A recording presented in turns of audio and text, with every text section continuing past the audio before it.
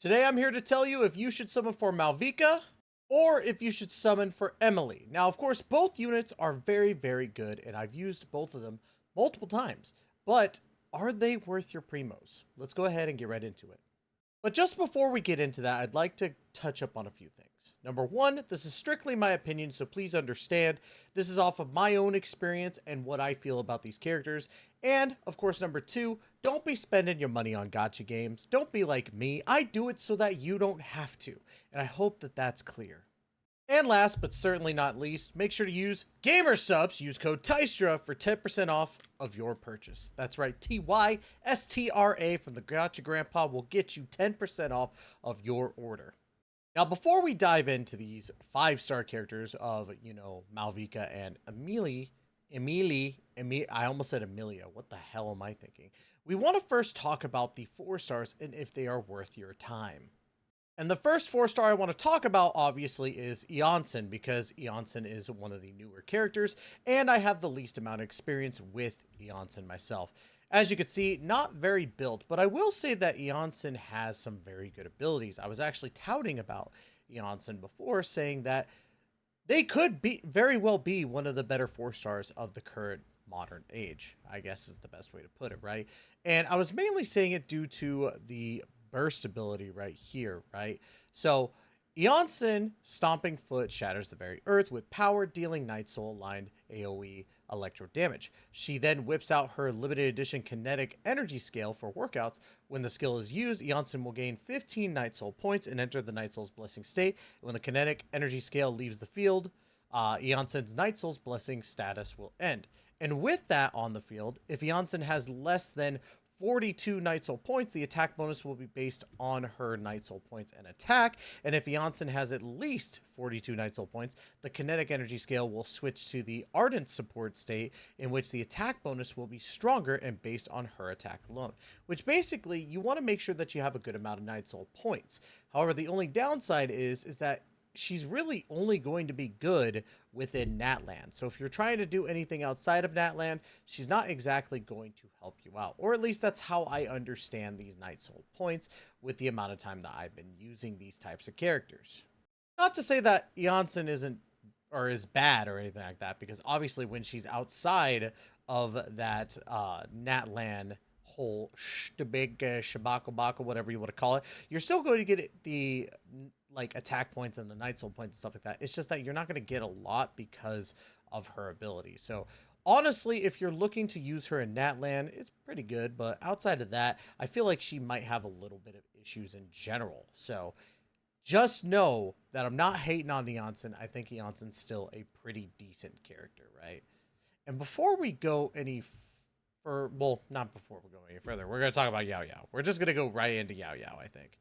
So to me, I've used Yao Yao a lot. As you can see, friendship 10, level 90. I've worked on her and I've used her a lot. I think that Yao Yao is a very good burst healer. And what I mean by that is if we look at her abilities, right? Which, by the way, they are very low. Don't pay attention to that. Even low, she still freaking kills. Or not kills, but heals. You get what I'm trying to say. Now, when she goes into her skill, right?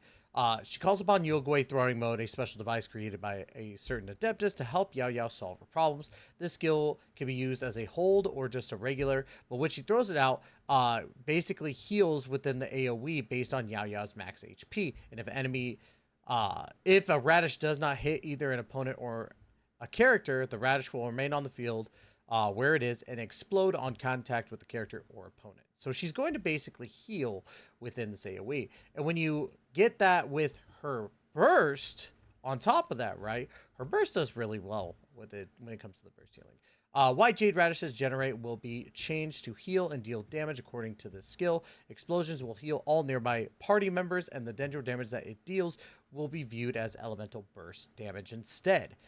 Summons for Yogui jumping mode and intervals until their limit has been reached. The behavior of the version of Yogui is the same as the Yogui throwing mode and the elemental skill.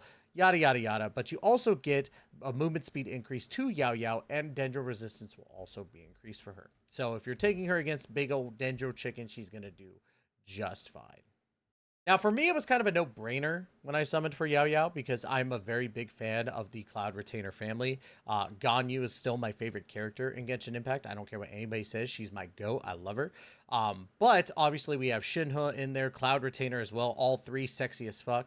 And then we have Yao Yao here just being the kid. Like, Yao Yao is just, you know, going and playing with her friends while I'm busy with the 3 chicks. Okay? That's what it is, right? In my dreams. I wish that all 3 of Ganyu, Shinhe, and Cloud Retainer would look at me. I'm just saying. But enough with the parasocial weirdness. I gotta stop doing that. Oh, I'm cringe as hell. But anyways, all I'm gonna say is Yao Yao is a really good burst healer in my personal opinion. So I would give a thumbs up to Yao Yao. I think that Yao Yao is someone that you should have on your account, especially as a not free to play option, but more of the easier option to get in these banners, right? So Yao Yao gets it up from me. Now, of course, we get on to one of the better units of the game. If you do not have a Zhangling on your account, I don't know how, because you basically get her for free, I think, at, what is it, level 16 or level 20 now? I can't remember.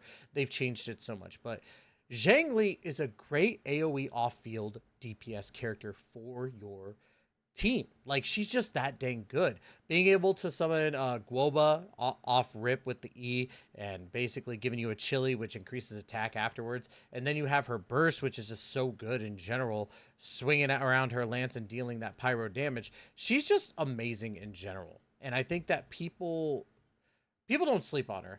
I just wish that I had mine powered up. I'm terrible. I'm terrible at this game. Don't pay attention to what I gotta say. Just don't. Don't listen to what I got to say, bro. What is going on? My mouse! No! My mouse is stuck! Oh, it's because my mouse... Don't mind me! Don't mind me! Don't listen to this. Don't listen to this. I'm terrible. I'm terrible, chat. Watch out. Hold on. This is literally, like, video ruining stuff here. I can't believe this happened. Anyways, as I was trying to say, Zhangling is still considered one of the best 4 stars in the game. I still can't believe my mouse died. That's crazy. And I would definitely say that if you don't have her yet, you should.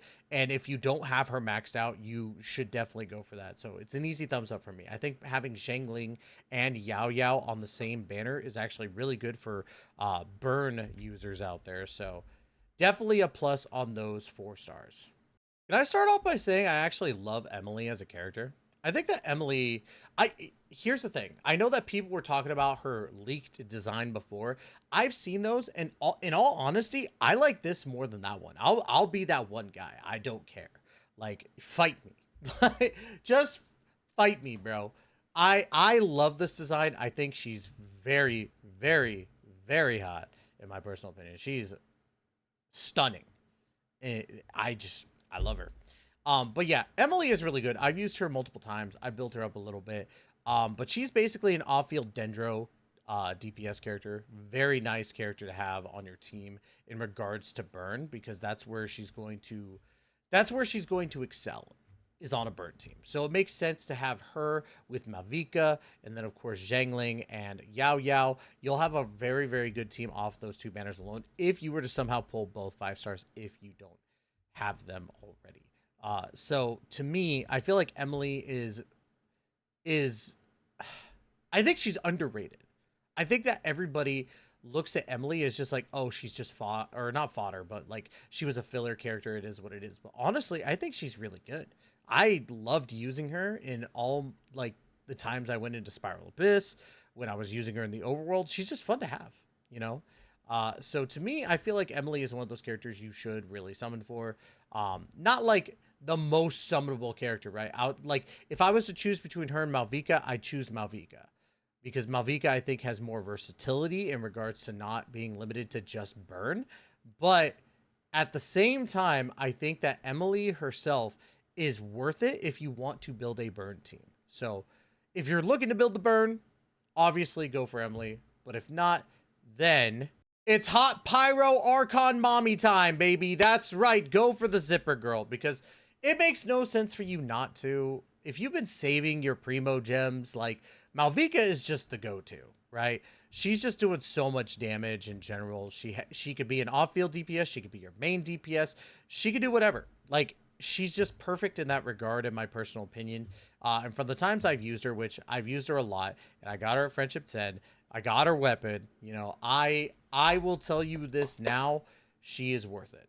If you've been saving your primo gems right now, that she is probably the best Archon out there outside of Fiorina, and it's not even close from those two to the others, in my personal opinion. Raiden Shogun's great, but in my personal opinion, she's not doing better off-field DPS than Mauvika is, and she's definitely not out DPSing Mauvika in any way, shape, or form, even as a main DPS. And then Zhongli's great, but the shield mechanic isn't really needed if you just plow through enemies, right? And Venti is Venti. Venti's dope, but that's about it. So, to me, I feel like Mauvika is a must summon for sure. The Archons are usually must summons for their general time. And look at that thigh gap right there. That is insane. That's a lovely thigh gap. I love that thing. Sorry, neurons activated. But yeah, definitely I would say if you've been saving your primos for a good character, Mauvika is good. If you want to save for a pyro DPS, I would say you could even save for Arlecchino when she comes back, because I will say this. I think that Arlecchino is a better main DPS than Mauvika, and maybe that's calling for all the Mauvika fanboys to hate my guts. You know, it is what it is, right? But I do think there's only one better pyro DPS, and that is Arlecchino. And even then, I feel like the versatility of Mauvika being a main DPS or sub DPS outweighs the usage in that regard. Like, I would much rather have a Mauvika that's versatile than an Arlecchino that is just stuck on a main DPS. And that's just my personal opinion. I love Arlecchino. Arlecchino's one of my top 5 favorite like waifus from Genshin. It's just how it is. But Mauvika's versatility works way better for accounts. So that's just my take. If you don't summon on either of these banners, I don't blame you, because we want to see what other characters are coming out as well. Especially with like the likes of possibly Alice coming to the game, Varka, you know, and all the like other characters that they were kind of like hinting at before. There's plenty of them. But if you're not looking to wait, Mauvika is probably the go-to play, in my personal opinion. And you know what? That's going to be it for today's video. Let me know if you're going to be summoning for Mauvika or Emilee. Do you agree with me when it comes to Emilee being underrated, or do you think that I'm just coping? Let me know in the comments down below. Also, check out GamerSubs. Use code Teister for 10% off. I'm just saying, this week is when we launch. Or is it this week that we launch it? Is it? Yes, it is. July 11th, we launched the canned versions of GamerSubs. And make sure you use code Teister, like I said, for that 10% off. You won't want to miss this drop. Anyways, y'all, that's going to be it. Love you guys to death. And as always, we will catch you in the next video. Please take care and be safe.